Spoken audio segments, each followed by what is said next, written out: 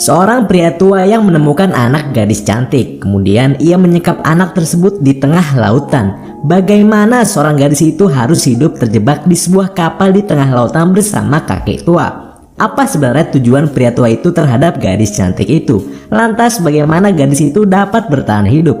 Akankah dia dapat terbebas dari sana? Bayangin dong, hidup di tengah laut, tidak ada minimarket ataupun mall, yang ada hanyalah sebuah tiupan angin dan badai yang kapan saja bisa datang menyerang. Semua itu akan terjawab di review film kali ini. Film ini berjudul The Boy yang rilis pada tahun 2005. Oke, sebelum itu selamat datang para pecandu movie atau para pecandu kakek Sugiono. Bagi kalian yang subscribe dan share channel ini, semoga selalu diberi kesehatan dan kebahagiaan yang berlimpah. Di awal film, kita diperlihatkan seorang kakek tua sedang memainkan alat musik di sebuah kapal di tengah lautan. Nampaknya kakek itu tak tinggal sendiri, ia tinggal bersama gadis cantik. Suatu hari terlihat beberapa orang datang untuk memancing. Mereka membicarakan tentang isu yang tersebar bahwa, yaitu tentang gadis kecil berumur 7 tahun yang ditemukan oleh seorang pria. Dan si pria tua itu akan menikahi gadis pada usia genap 17 tahun. Kemudian salah satu dari pemancing itu mengganggu sang gadis, dan tiba-tiba saja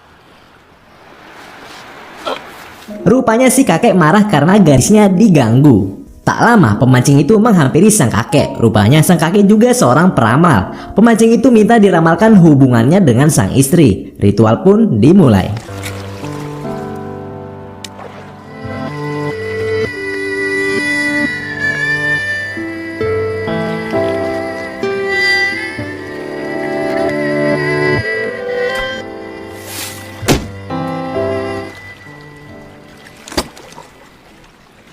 Mereka meramal dengan sebuah panah dan memberitahukan hasilnya kepada pemancing itu. Pemancing itu terlihat marah setelah mendengar hasil ramalan sang kakek. Tak lama mereka pun pergi. Sementara si gadis mengisi kegabutannya ditinggal sendiri dengan memanah. Setiap hari si kakek bolak-balik untuk mengantar jemput pemancing dan membeli semua kebutuhan hidupnya selama di kapal. Dan sang gadis selalu menyambut kepulangannya. Di setiap malam si gadis selalu dimandikan oleh kakek tersebut. Di sebuah bak dengan kondisi tanpa busana, perlahan si kakek mengelus-elus badan si gadis. Sungguh beruntung sekali ya kakek ini. Setelah memandikan si gadis, kakek itu beranjak keluar dan mulai memainkan alat musiknya.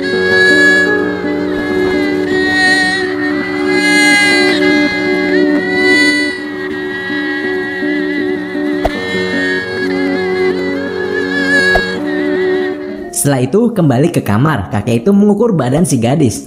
Untuk apa ya? Setelah itu ia membuka sebuah kalender dan menyilang tanggal hari demi hari sampai ke hari pernikahan tiba. Wah, jangan-jangan benar nih guys mengenai isu yang tersebar.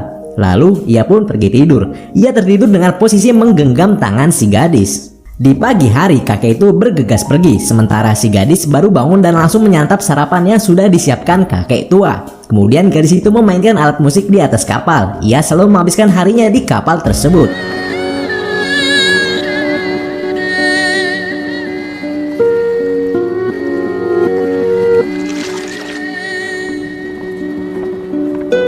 Pada siang harinya, seperti biasa, sang gadis menyambut kedatangan kakek tua dan para pemancing. Kali ini ada 2 orang yang datang untuk memancing. Tak lupa juga ia membawa semua kebutuhan sehari-hari. Di sini terlihat si kakek membuka sebuah lemari dan menaruh sepasang sepatu pengantin.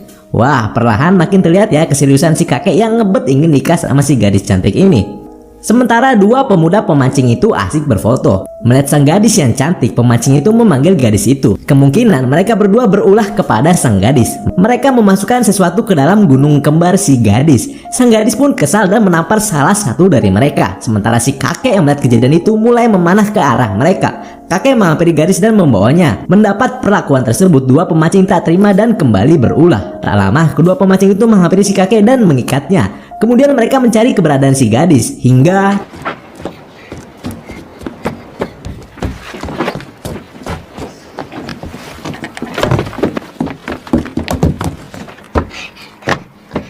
야, 없어. 없어. gadis berhasil mengalahkan mereka dengan memanah kaki keduanya. Kemudian di keesokan harinya, kakek kembali membawa para pemancing. Kali ini ada beberapa pemancing, diantaranya adalah seorang pria muda nan tampan. Si gadis nampak jatuh cinta pada pandangan pertama. Hal itu terlihat dari caranya menatap si pria tampan. Ia pun terheran-heran. Si gadis menghampiri si pria tampan.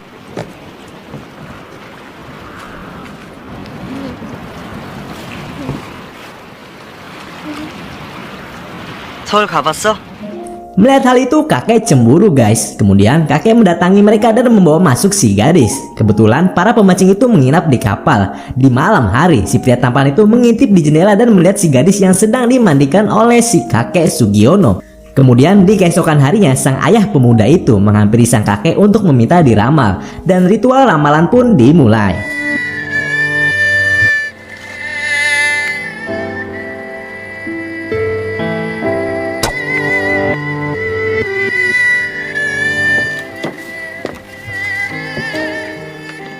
Sepertinya hasil ramalan cukup bagus ya. Semua itu terlihat dari wajah mereka. Lalu mereka pun bergegas pulang. Namun sebelum pulang, si pemuda tampan memberikan alat musiknya kepada si gadis. Sore hari si kakek pulang, namun kali ini sang gadis tak menyambutnya. Sang gadis sedang sibuk mendengarkan musik. Hal itu membuat kakek tua kesal hingga membanting alat tersebut lalu pergi memasuki kamar. Di kamar, ia terlihat memasukkan sepasang baju pengantin ke dalam lemari. Si gadis pun diam-diam mengintip di jendela. Kemudian sang kakek menuju ke sebuah ruangan dan memperbaiki mesin kapal. Pada malam hari seperti biasa, si kakek memandikan sang gadis. Namun kali ini wajah sang gadis terlihat kesal. Setelah selesai, si kakek tua keluar dan memainkan alat musiknya. Lalu kemudian ia memasuki kamar dan menjelang setiap tanggal yang sudah berlalu. Setelah itu kakek tertidur dengan memegang tangan si gadis. Sudah menjadi kebiasaan, ketika gadis itu terbangun, si kakek sudah pergi meninggalkannya. Gadis itu diam-diam membuka lemari dan memakai baju pengantin tersebut. Sepulangnya si kakek, ia langsung masuk ke kamar dan mendapati sang gadis yang berada di dalam kamar. Ia menghampiri sang gadis dan memberikan sebuah kalung. Namun tiba-tiba saja gadis pun pergi keluar. Si gadis menghampiri salah satu pemancing. Ia duduk di sebelah pemancing kemudian menyandar lalu tertidur di bahu pemancing. Si kakek yang kesal melihat hal itu pun menghampiri dan membawa masuk sang gadis. Setelah itu kakek menghampiri pemancing tersebut dan membawanya pergi. Pada malam hari, si kakek yang sangat kesal mulai mencoret beberapa tanggal untuk mempercepat pernikahan. Dan terkagetnya si kakek ketika terbangun sang gadis sudah tak berada di tempat tidur. Sang kakek bergegas mencari si gadis. Ternyata si gadis lagi main ayunan guys. Kekesalan si gadis makin ditunjukkan ketika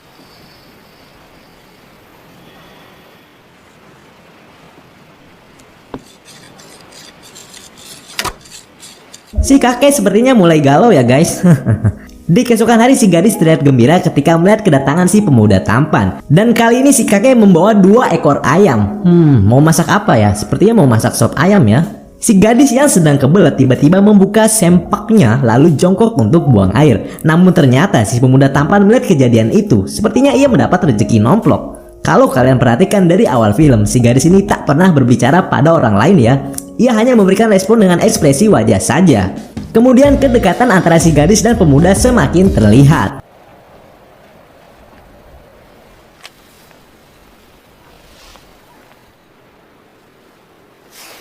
Hal itu membuat si kakek kembali memanah ke arah mereka. Si gadis kesal dengan perlakuan si kakek akhirnya mencabut anak panah dan mematahkannya di hadapan si kakek. Di malam hari si kakek yang nampak kesal merobek-robek kalender. Ia mempercepat pernikahannya dan kembali tertidur dengan menggenggam tangan sang gadis. Di tengah malam sang gadis terbangun dan melepaskan genggaman kakek tua. Kemudian diam-diam ia masuk ke dalam kamar si pemuda. Ia menyusup masuk ke dalam selimut. Ketika sedang asik berduaan, tiba-tiba terpergok basah, kakek itu membawa pria tersebut keluar. Dan sang pria mulai memperingati kakek untuk menghentikan semua rencananya. Dengan semua hal yang terjadi, si kakek tampak kesal dan merobek satu persatu lembar pada kalender. Yang tersisa hanyalah bulan pernikahan. Kemudian ia mengambil beberapa anak panah dan pergi keluar. Ia mulai memanah ke arah pemancing.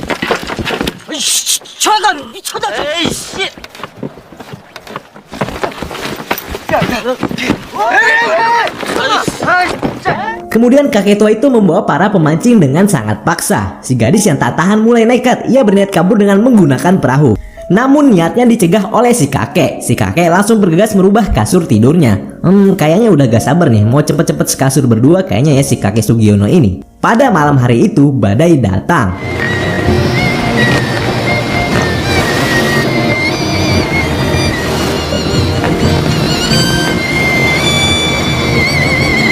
Gara-gara badai si kakek Sugiono bisa meluk gadis muda. Di pagi hari si pemuda tampan datang kembali dan membawa selembar kertas mengenai si gadis yang hilang dahulu. Si kakek tak terima dan membuang kertas tersebut. Si kakek terlihat sangat marah dan berusaha menghabisi pria muda tersebut dengan memanah ke arah pemuda itu. Namun niatnya dapat dihalangi oleh si gadis cantik. Kemudian kakek yang sedang galau ini memukul mesin dengan sebuah palu. Palu itu mengenai kepalanya dan membuat kepala si kakek berdarah. Melihat kakek terluka, si gadis menghampiri dan berniat mengobati lukanya, namun si kakek malah menampar si gadis berkali-kali. Si pemuda yang melihat hal itu mencoba menghentikan dan mengatakan, 당신의 추악한 욕심 때문에 악마야. 그녀를 데리고 이 배에서 나갈 수 있는지. ritual ramalan pun dimulai.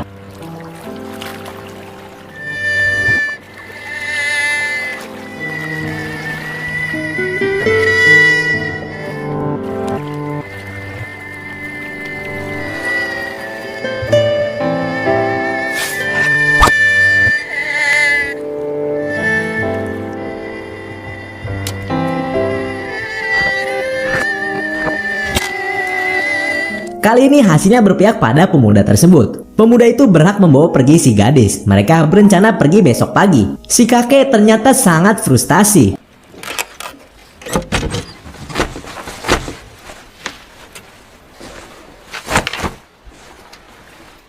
Pada malam hari, si pria tua mengikat sebuah tali besar ke perahu kecil. Wah, kira-kira buat apa ya? Sementara si gadis melihat kondisi si kakek yang galau parah. Kalau kayak gini kasihan juga ya sama kakek Sugiono.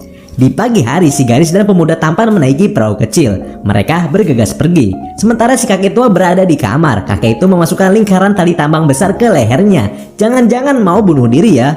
Benar saja guys. Rupanya tali yang ia taruh di perahu itu tersambung ke tali yang tersambung ke lehernya. Semakin jauh perahu itu, semakin tali itu juga mengikat leher dan menarik tubuhnya. Kapal tiba-tiba macet dan si gadis menyadari ada sebuah tali. Hingga akhirnya si gadis itu berusaha untuk memutuskan tali tersebut. Sementara di sisi lain, si kakek yang mulai kesakitan berusaha melepaskan talinya dengan sebuah pisau. Si gadis memutarbalikkan perahu dan menghampiri si kakek. Kemudian gadis itu memandikan si kakek tua. Rupanya mereka mempersiapkan untuk melaksanakan pernikahan.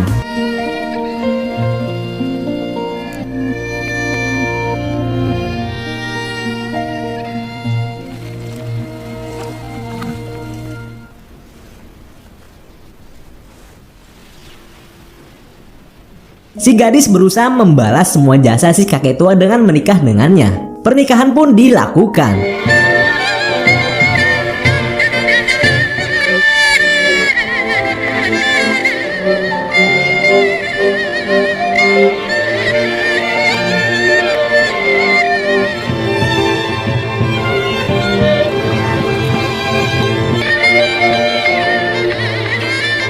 Pernikahan itu disaksikan oleh si pemuda tampan. Setelah melangsungkan pernikahan di sebuah kapal di tengah lautan, mereka pun pergi berdua menaiki perahu kecil. Perahu itu mengarah ke tengah laut jauh dari kapal tempat tinggal. Sementara si pemuda menunggu di kapal. Di sana kakek tua mulai membuka satu persatu kostum sang gadis dan juga pakaiannya. Sepertinya kakek Sugiono ini ingin melakukan pushring di siang bolong guys, di tengah laut juga di atas perahu. Si kakek mulai mengecup pipi sang gadis dan pergi memainkan alat musik. Loh, kok malah main musik sih kek? Mendengar alunan musik itu, si gadis tertidur. Ketika si gadis terlelap tidur, tiba-tiba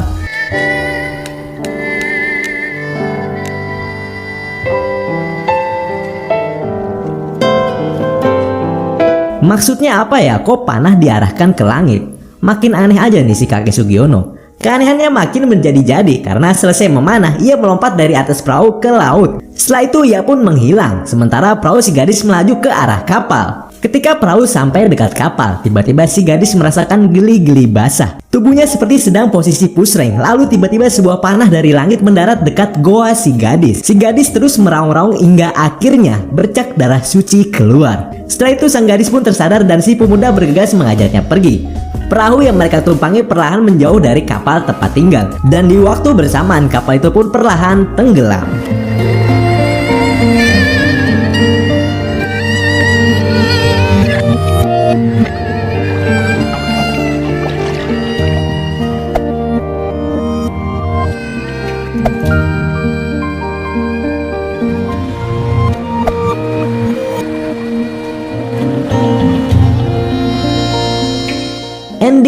mensugionokan. Begitulah akhir dari kisah gadis kecil yang hilang dan ditemukan oleh seorang kakek tua. Gadis yang menjalani hidupnya di sebuah kapal di tengah lautan. Gadis yang harus merelakan diri untuk dinikahi kakek tua yang merawatnya selama ini. Semua itu berakhir ketika ada pemuda yang berhasil membebaskan gadis tua itu. Terbebasnya gadis itu dibarengi dengan hilangnya kakek tua dan juga kapal besar itu di